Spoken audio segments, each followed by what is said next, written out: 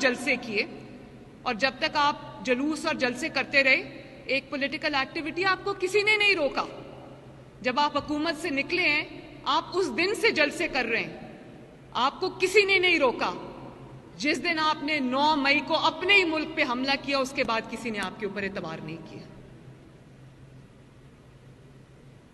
और दुनिया में आप कहते हैं पीसफुल प्रोटेस्ट का हक होना चाहिए, ना ये पीसफुल है ना ये प्रोटेस्ट है।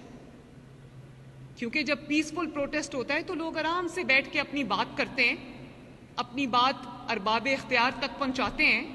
एहतजाज करना होता है, एहतजाज करते हैं, लेकिन कोई अपने आप को हथियारों से लैस करके नहीं आता दूसरे सूबे के ऊपर या विफाक के ऊपर हमला करने के लिए।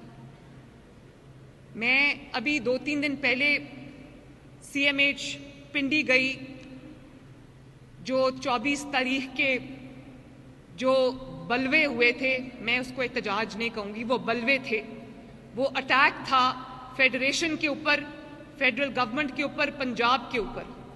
तो मैं जब गई CMH, तो एक ही लाइन में CMH में एक ही लाइन में जख्मी रेंजर्स भी पड़े हुए थे और उसी लाइन में जख्मी पंजाब पुलिस के ऑफिसर्स और जवान भी पड़े हुए थे।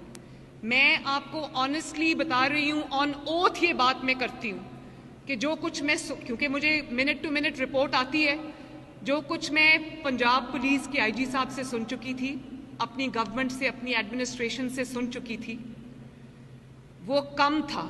जब मैं उस वार्ड में एंटर हुई तो मैंने जब उनसे वो बातें सुनी, आप यकीन माने मुझे समझ नहीं आ रही थी कि मैं रोऊं या किस दीवार में अपना सर मारूं। क्योंकि एक SP साहब जो थे,